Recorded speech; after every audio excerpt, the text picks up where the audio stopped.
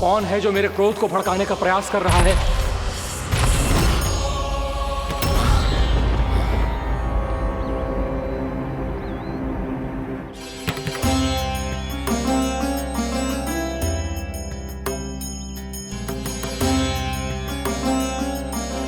अभी क्या देखा मैंने? किसके पांव थे वो?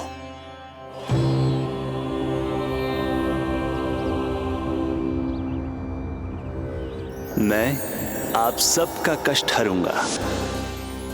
मैं अवश्य अवतार लूंगा। मैं अवश्य अवतार लूंगा श्री कृष्ण के रूप में। श्री कृष्ण के रूप में। श्री कृष्ण के रूप में।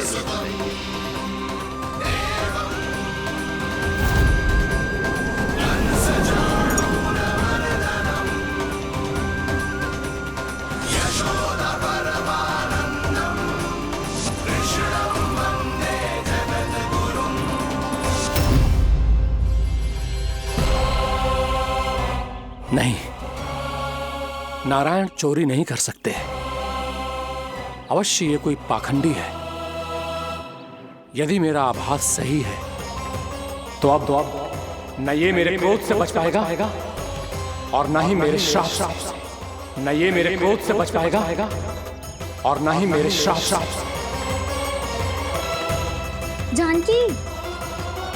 जानकी को मैं ऐसी स्थिति में छोड़ के नहीं जा सकता। क्या हो गो? कछु तो बोल। कछु करना चाहिए मुझे, पर करूं तो क्या? वापस गए तो जानकी और कस्तूरी पकड़ लेगी और मैया के पास ले जाएगी। समय पे घर पे ना पहुंचा तो पकड़ा जाऊंगा। हे नारायण, अब आप ही कोई सहायता करो जी। क्या हो गया जानकी को?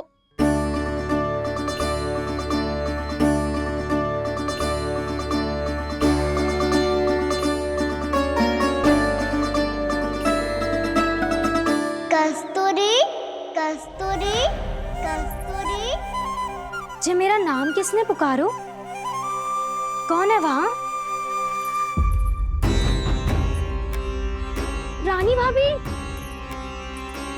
रानी भाभी, तनिक सहायता करो ना। भाभी जी देखो ना जानकी को क्या हो गया है। जानकी, जानकी क्या हो गया है? कस्तूरी तनिक जल लेकर आ। जानकी क्या हुआ?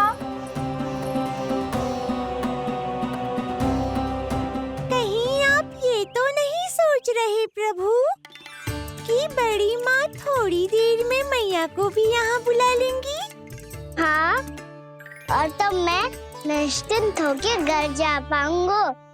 पर प्रभु, यदि मैया को घर से निकलने से पहले ही पता चल गया कि आप घर पर नहीं हैं, तो क्या होगा? ना, कुछ तो गड़बड़ है। कहीं चोट लगने का तो प्रभाव ना है कि जे इतना सो रहा है।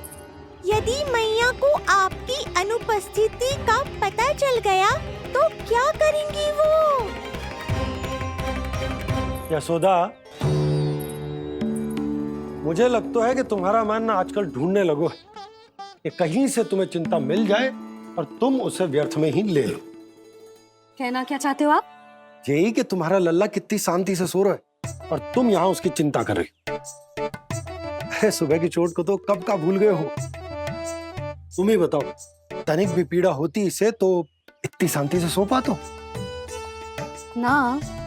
तो बस, तो फिर चिंता मत ही करो। मैं रहूंगा ना इसी कक्ष में, ध्यान रखूंगा उसका। तो जे बोलो ना, आपको भी कान्हा के जैसे चादर तान के सोनो। अरे ना, भरी दोपहर में कोई सोता है क्या भला? पक्की बात? हाँ, पक्की बात। मैं लल्ला को ध्यान रखूंगा, तुम चिंता मत करो। हाँ हाँ हाँ ठीक है। वैसे भी मुझे बहुत कार्य है। इतना सारा माखन इकट्ठा होगा है, पुराना होने से पहले इन सब का घी निकालना है। जानकी कह रही थी आएगी सहायता करने, तो कहीं ना है।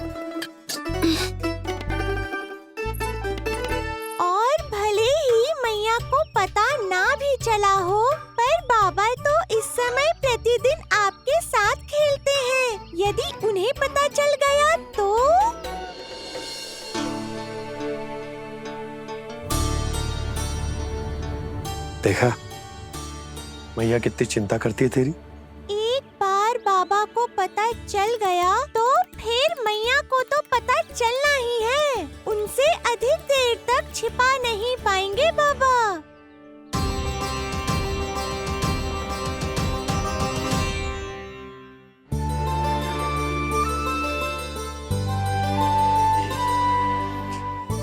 तेरी मैया ने मुझे इतना खिला दियो कि मुझे बड़ी तीव्र नींद आ रही।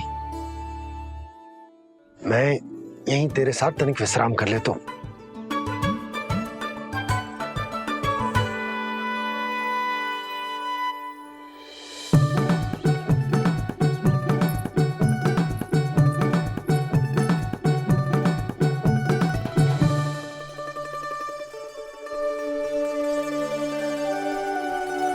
पता था मुझे यही होने वाला है।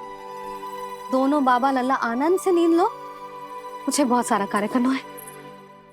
चाहे बाबा को पहले पता चले या मैया को, आपके लिए तो दोनों ही स्थितियों में संकट है प्रभु।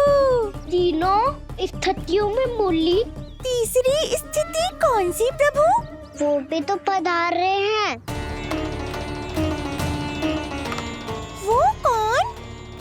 जगत विख्यात महर्षि, अत्यंत क्रोधित स्वभाव वाले। प्रभु महर्षि दुर्वासा। उनका गुस्सा बहुत खतरनाक है, इतना कि देवराज इंद्र तक नहीं बचे।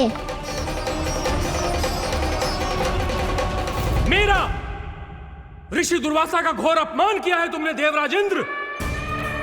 जिस प्रकार से तुमने मेरी वरदान में दी हुई माला को ठुकराया है, उसी प्रकार से तुम्हारा पद तुम्हें ठुकराएगा और तुम्हारे साथ साथ अन्य सभी देवता भी अपने अपने पदों से नीचे गिरकर श्री विहीन हो जाएंगे।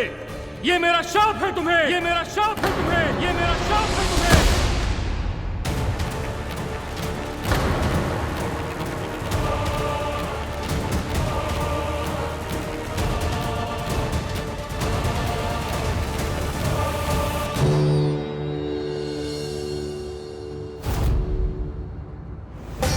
उनकी अर्धांगिनी को भी उनकी क्रोध का सामना करना पड़ा।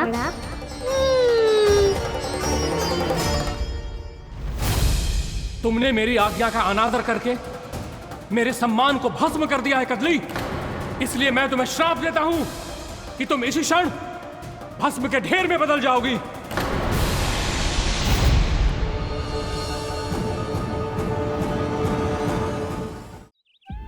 ये क्या किया महर्षि आपने?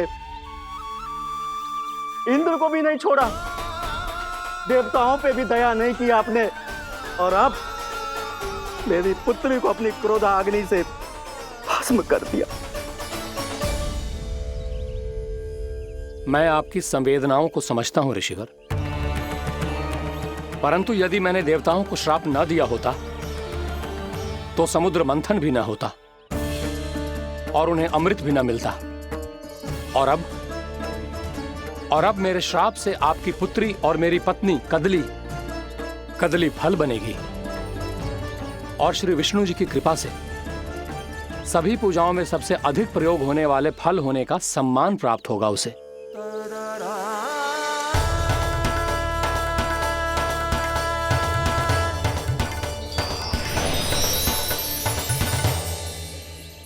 पर इससे आपके क्रोधी प्रवृत्ति को उचित नहीं ठहराया जा सकता।